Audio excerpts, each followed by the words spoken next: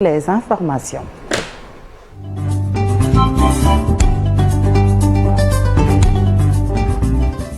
Nous ouvrons ce bulletin avec cette triste nouvelle nécrologie. L'Assemblée nationale du Sénégal perd sa mémoire. La secrétaire générale de l'Assemblée nationale est décédée ce mercredi. Marie-Joséphine Diallo s'était remarquée de par sa grande discrétion auprès des présidents de l'Assemblée nationale qu'elle a côtoyé. On voit cela dans cet élément signé Marcel Maron. Une personnalité discrète, mais ô combien remarquable, lors des sessions budgétaires, entre autres, au niveau de l'Assemblée nationale. Marie-Joséphine Diallo, très discrète, siégeait tout le temps du côté du président de l'Assemblée nationale. Cette dame, pour qui l'hémicycle n'a aucun secret, nourrissait la curiosité de bon nombre de personnes qui voulaient en savoir plus sur elle, y compris les médias. Mais la secrétaire générale de l'Assemblée nationale était tout le temps réticente à l'idée d'apparaître devant la presse. C'est en 1996 qu'elle accède à l'Assemblée nationale. Depuis lors, elle a servi aux côtés de 6 présidents que sont Abdoul Khadr Sissoko, Youssou Diagne, Pape Diop, Macky Sall, Mamadou Seck et donc Moustapha Niasse.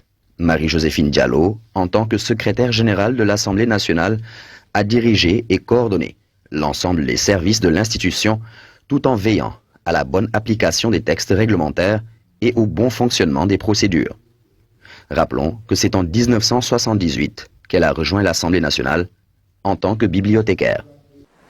Voilà, Chérif Dia, donc Marie-Joséphine Diallo, une dame de valeur, osons le dire, qui s'en est allée, elle qui a longtemps ou bien tout le temps suscité la curiosité des médias, y compris toi-même, qui a essayé de la faire parler, mais en vain.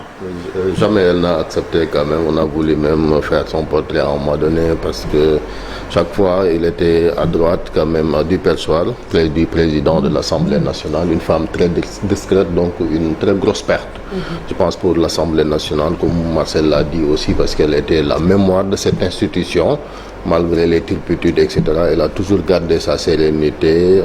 Il y a beaucoup de députés qui la considéré même comme leur maman, parce que j'ai vu même des témoignages hier de parlementaires pour montrer quand même son importance dans le fonctionnement de l'Assemblée nationale. Elle était même ce que Bruno Diatta était pour le palais de la République, Madame Joséphine Diallo.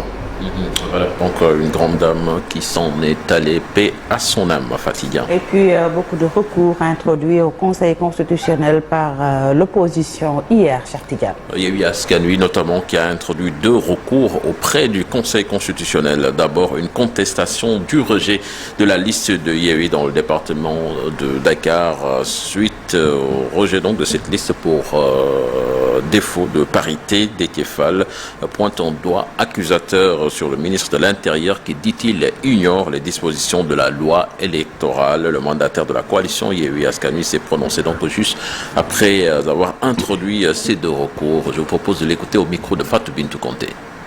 Le premier, c'est un recours en contestation du rejet de la liste majoritaire de Yewwi Askan Wi dans le département de Dakar, après notification reçue hier de la Direction générale des élections par le ministre chargé des élections, Antoine Diome, qui est un ministre partisan, et vous le savez.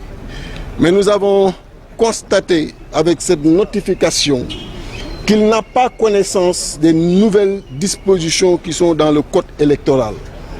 Parce qu'effectivement, avant, il était dit en son article L173 qu'il n'y avait ni possibilité de retrait, ni possibilité de substitution, mais une évolution a existé sur le nouveau code électoral où ces dispositions sont retirées. On a introduit un 2e recours.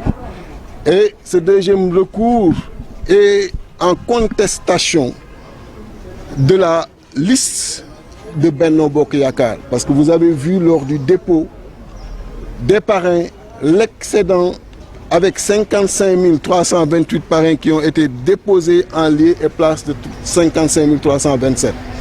Et vous avez vu Mme Aminata Touré, qui est tête de liste de la coalition Benno Bokk Yakaar, dire qu'il y a eu un dépassement qu'elle a qualifié de mineur.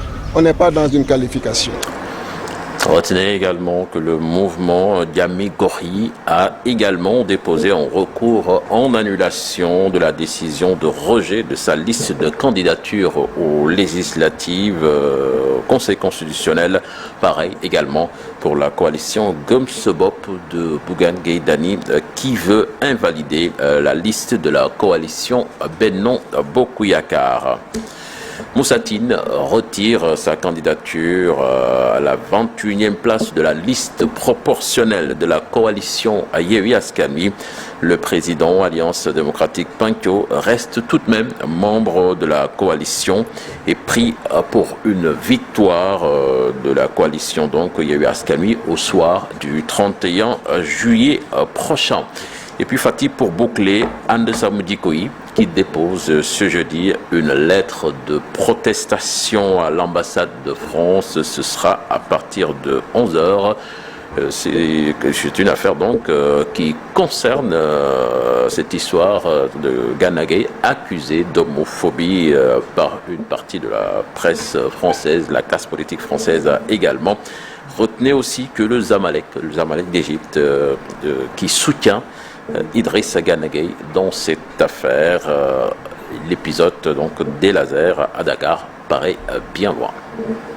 Merci beaucoup, cher Tidiane, pour le premier bulletin. On se retrouve aux alentours de 7h10, 7h15 pour la deuxième tasse actu. Tout de suite, l'actualité hors de chez nous.